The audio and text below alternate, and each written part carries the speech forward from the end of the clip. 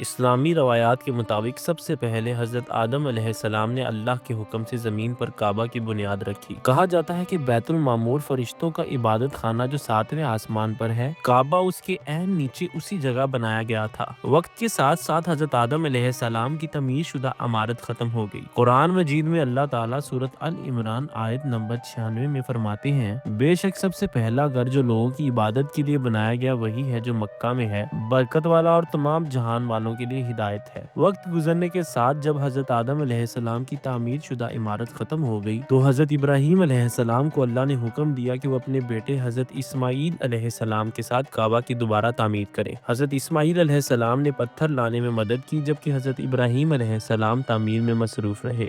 حضرت ابراہیم علیہ السلام کے والد کا نام آزر تھا جو ایک بت تراش اور مشرک قوم کا سردار تھا۔ حضرت ابراہیم علیہ السلام نے بچپن سے ہی بت پرستی کو غلط سمجھا اور اللہ وحدہ لا شریک پر ایمان لائے۔ جب حضرت ابراہیم علیہ السلام نے اپنی قوم کو توحید کی دعوت دی تو ان کے والد اور قوم نے ان کی مخالفت کی۔ آپ نے قوم کے بڑے بتوں کو توڑ دیا اور قوم کے لوگوں کو شرک کے خلاف دلیل دی۔ اس پر نمرود بادشاہ نے انہیں آگ میں جلانے کا حکم دیا لیکن اللہ تعالیٰ نے آگ کو ٹھنڈا کر دیا۔ سورۃ الانبیاء آیت نمبر 69۔ ہم نے فرمایا، اے آگ سرد ہو جا اور ابراہیم علیہ السلام کے لیے سلامتی والی بن جا۔ اس معجزے کے بعد حضرت ابراہیم علیہ السلام نے اللہ کے حکم پر ہجرت کی، پہلے فلسطین اور شام، پھر مصر اور آخر میں مکہ میں قیام کیا۔ اللہ تعالیٰ نے آپ کو 2 بیٹے عطا کیے، حضرت اسحاق علیہ السلام جو بنی اسرائیل کے نبیوں کے جد امجد ہیں، اور حضرت اسماعیل علیہ السلام جن کی نسل سے نبی محمد صلی اللہ علیہ وآلہ وسلم تشریف لائے۔ ہجرت کے دوران حضرت ابراہیم علیہ السلام کو اللہ تعالیٰ نے حکم دیا کہ وہ اپنی بیوی حضرت ہاجرہ علیہ السلام اور اپنے بیٹے حضرت اسماعیل علیہ السلام کو ایک بنجر وادی مکہ میں چھوڑ دیں۔ مکہ میں قیام کے دوران جب پانی ختم ہو گیا تو حضرت اسماعیل علیہ السلام پیاس سے بے قرار ہو گئے۔ حضرت ہاجرہ علیہ السلام نے پانی کی تلاش میں صفا مروہ پہاڑیوں کے درمیان 7 چکر لگائے۔ حضرت اسماعیل علیہ السلام نے ایڑیاں رگڑی تو وہاں سے زمزم کا چشمہ پھوٹ نکلا جو آج بھی جاری ہے۔ زمزم کے پانی کی برکت سے بنو جرہم قبیلہ وہاں آباد ہو گیا۔ حضرت اسماعیل علیہ السلام نے اسی قبیلے میں نشو و نما پائی اور عربی زبان سیکھی۔ حضرت ابراہیم علیہ السلام کو اللہ کی طرف سے حکم ملا کہ وہ اپنے بیٹے حضرت اسماعیل علیہ السلام کے ساتھ خانہ کعبہ کی تعمیر کریں۔ حضرت ابراہیم اور حضرت اسماعیل علیہ السلام نے سب سے پہلے پرانی بنیادوں کو کھود کر نمایاں کیا۔ یہ وہی بنیادیں تھیں جو حضرت آدم علیہ السلام کے دور میں موجود تھی اور طوفان نوح کے بعد مٹ چکی تھیں۔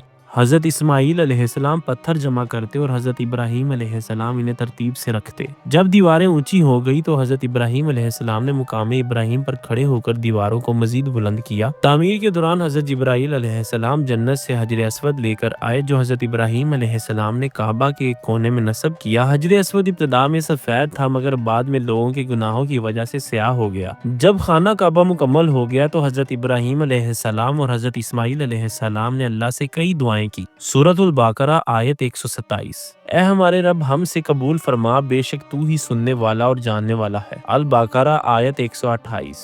اے ہمارے رب ہمیں اپنا فرما بردار بنا اور ہماری نسل سے ایک ایسی امت پیدا کر جو تیری فرما بردار ہو۔ سورۃ البقرہ آیت 129۔ اے ہمارے رب ان میں ایک رسول بھیج جو انہیں تیری آیت پڑھ کر سنائے اور انہیں کتاب و حکمت سکھائے۔ یہی دعا نبی محمد صلی اللہ علیہ وآلہ وسلم کی بعثت کا سبب بنی۔ پھر اللہ تعالیٰ نے حضرت ابراہیم علیہ السلام کو حج کا حکم دیا۔ حضرت ابراہیم علیہ السلام نے ایک بلند مقام پر کھڑے ہو کر حج کا اعلان کیا اور اللہ کے حکم سے یہ اعلان پوری دنیا میں پھیل گیا۔ الحج آیت نمبر 27 میں اللہ تعالیٰ فرماتے ہیں، اور لوگوں میں حج کا اعلان کر دو وہ تیرے پاس ہر دور دراز علاقے سے آئیں۔ حضرت ابراہیم علیہ السلام اور حضرت اسماعیل علیہ السلام نے خانہ کعبہ کا پہلا طواف کیا اور حضرت ہاجرہ کی صفا مروہ کے درمیان دوڑنے کی سنت جسے سعی کہا جاتا ہے حج میں شامل ہو گئی، اور اسی طرح حضرت ابراہیم علیہ السلام کی قربانی کی یاد میں ہر سال قربانی کی جاتی ہے۔ آج دنیا بھر کے مسلمان خانہ کعبہ کا طواف کرتے ہیں اور حج ادا کرتے ہیں، اور حج اسلام کے بنیادی اراکین میں شامل ہے۔ 605 عیسوی میں ایک بڑا سیلاب آیا جس سے کعبہ کی دیواریں کمزور ہو گئیں تو قریش نے فیصلہ کیا کہ اسے دوبارہ تعمیر کیا جائے۔ نبی کریم صلی اللہ علیہ وآلہ وسلم اس وقت 35 سال کے تھے اور آپ بھی اس تعمیر میں شریک ہوئے۔ حجر اسود کو نصب کرنے کے وقت قریش کے قبائل میں اختلافات پیدا ہو گیا کہ کون اسے رکھے گا۔ نبی کریم صلی اللہ علیہ وآلہ وسلم نے معاملہ حل کرنے کے لیے ایک چادر بچھائی، حجر اسود کو اس میں رکھا اور تمام قبائل کے سرداروں کو چادر کے کونوں سے پکڑنے کا کہا۔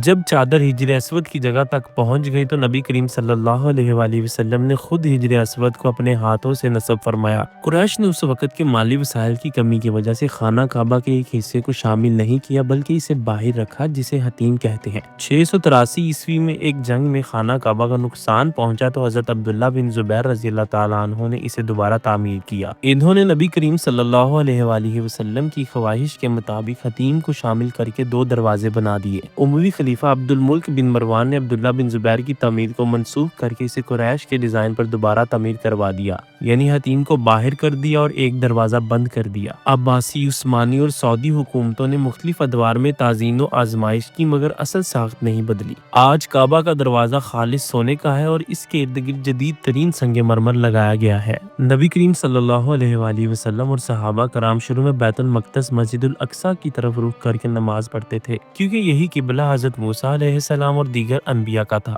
نبی کریم صلی اللہ علیہ وآلہ وسلم اکثر آسمان کی طرف دیکھ کر دعا کرتے تھے کہ اللہ تعالیٰ قبلہ کو کعبہ کی طرف کر دے، کیونکہ یہودی اس بات کا مذاق اڑاتے تھے کہ مسلمان ان کے قبلے بیت المقدس کی پیروی کر رہے ہیں۔ اللہ تعالیٰ نے سورۃ البقرہ آیت نمبر 144 میں فرمایا، پس اے نبی ہم آپ کا آسمان کی طرف بار بار منہ کرنا دیکھ رہے ہیں، سو ہم ضرور آپ کو اسی قبلے کی طرف پھیر دیں گے جسے آپ پسند کرتے ہیں، تو آپ اپنا رخ مسجد الحرام کی طرف پھیر لیجئے۔ نبی کریم صلی اللہ علیہ وآلہ وسلم ایک دن مسجد القباء میں نماز پڑھا رہے تھے۔ نماز کے دوران ہی جب یہ حکم نازل ہوا تو آپ صلی اللہ علیہ وآلہ وسلم نے فوراً اپنا رخ بیت المقدس سے بیت اللہ کی طرف کر لیا۔ صحابہ کرام نے بھی اسی وقت نماز میں اپنا رخ بدل لیا۔ جس مسجد میں یہ واقعہ پیش آیا اسے آج مسجد القبلتین، 2 قبلوں والی مسجد کہا جاتا ہے۔ پہلے مسلمان اور یہودی ایک ہی قبلہ کی طرف رخ کرتے تھے، جس سے کچھ لوگ مسلمانوں کو یہودیوں سے منسلک سمجھتے تھے۔ قبلہ بدلنے سے مسلمانوں کو ایک منفرد پہچان ملی۔ اس پر یہودیوں نے اعتراض کیا کہ اگر پہلے قبلہ صحیح تھا تو اب غلط کیوں ہوا، اور اگر اب صحیح ہے تو پہلے کیوں رکھا گیا تھا۔ اس پر اللہ تعالیٰ نے سورۃ البقرہ آیت نمبر 143 میں فرمایا، اور ہم نے وہ قبلہ جس پر تم پہلے تھے صرف اسی لیے مقرر کیا تھا تاکہ ہم ان لوگوں کو پہچان سکے جو رسول صلی اللہ علیہ وآلہ وسلم کی پیروی کرتے ہیں اور انہیں جو الٹے پھر جاتے ہیں۔ قبلہ کوئی مقدس جگہ نہیں بلکہ اصل عبادت اللہ کی ہے۔ یہ فیصلہ مکہ کو اسلام کا مرکز بنانے کے لیے ایک بڑا قدم تھا۔ بیت اللہ کی تعمیر کئی بار ہوئی مگر ابراہیم علیہ السلام کی تعمیر سب سے اہم تھی۔ نبی کریم صلی اللہ علیہ وآلہ وسلم کے دور میں قبلہ کی تبدیلی مسلمانوں کے لیے ایک نئی روحانی پہچان تھی۔ آج دنیا بھر کے مسلمان کعبہ کی طرف رخ کر کے نماز پڑھتے ہیں، جو امت مسلمہ کی وحدت کی علامت ہے۔ اسی طرح کی انفارمیٹیو ویڈیوز دیکھنے کے لیے ہمارے چینل کو لائک کریں، سبسکرائب کریں اور بیل آئیکن کا بٹن پریس کریں۔